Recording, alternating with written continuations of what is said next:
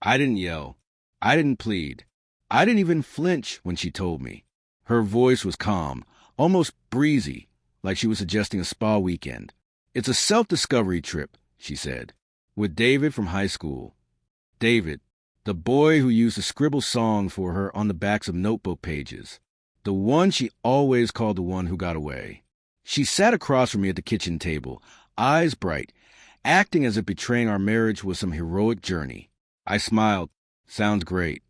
She blinked, expecting resistance, maybe anger. Instead, she mistook my stillness for weakness. That was her first mistake. We weren't always like this. I used to love her like a drowning man loves air. She was my anchor, my soft landing. I worked long hours so she could chase her passions. I turned down promotions to be home when she needed me. I thought we were building a life together. But the cracks had always been there. Her phone flipping face down when I entered the room. The sudden burst of laughter at late-night texts. Wistful glances whenever old songs came on. Songs she never shared with me. Love makes you blind. Trust makes you naive. I ignored the signs until she handed me the knife and asked me to sharpen it. That night, I lay awake, staring at the ceiling.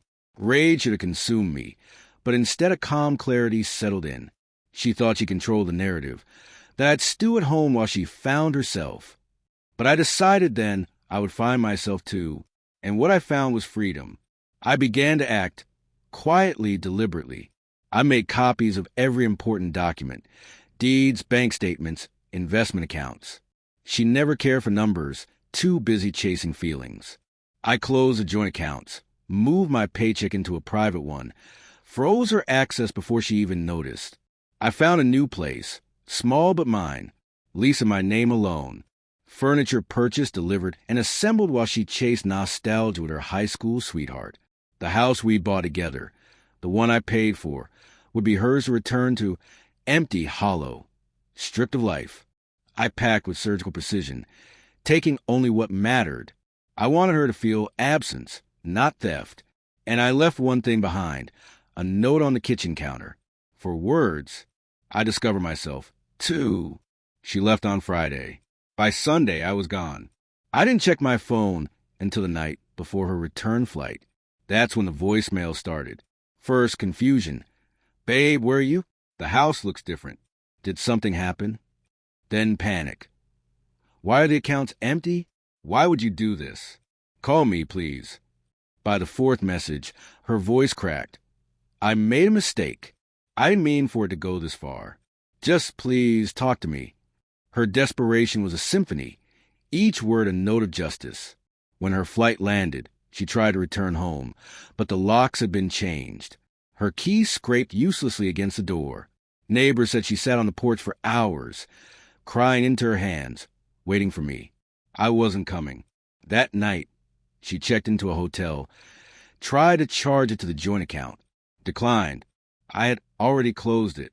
The confrontation came 2 days later. She showed up at my new place, smaller somehow, stripped of her confidence. She pounded on the door until I opened it, her eyes swollen. Why would you do this to me? She asked, as if I had wronged her merely by stepping out of the shadow she had cast over me. I stayed calm. You want to find yourself. So did I. Turns out I like who I found. She tried to step inside, but I blocked her. We can fix this, she whispered. I thought I needed closure with him. I thought I needed to know. You needed to know, I said, letting the silence stretch until her breath caught. Now you know, and so do I. I closed the door before she could respond. The fallout was swift. Her friends turned cold when they learned she had run back to David. He didn't leave his wife for her. He never planned to. She was just a vacation. Her job suffered. Late arrivals, distracted work, unraveling. I heard she started sleeping in her office some nights because the house was too empty. She called dozens of times, texted apologies, promises, please. I didn't reply. Silence was my revenge, louder than any argument could have been. Sometimes, late at night, I think back to that first conversation at the kitchen table. The way she said self-discovery, like betrayal was a spiritual calling. She expected me to wait, to stay loyal while she rekindled old flames, confident I'd still be there when she returned. She underestimated me. Always did. I'm not bitter anymore. Not angry. What I feel is sharper, cleaner relief. I discovered something she never expected. I don't need her. I never did. She was my weakness, and she mistook it for devotion. But when she left, I found my strength. The last voicemail she left lingers on my phone. Her voice raw, broken. I don't know who I am without you. Please, I can't do this alone. She was right. She can't. But I can. That's the difference between us. So the house is hers now. Empty walls, cold floors, echoes of what used to be. Me, I'm moving forward, building something new, untouched by lies, untouched by nostalgia. She went searching for herself in another man's arms. I found myself in the quiet act of walking away, and I will never look back.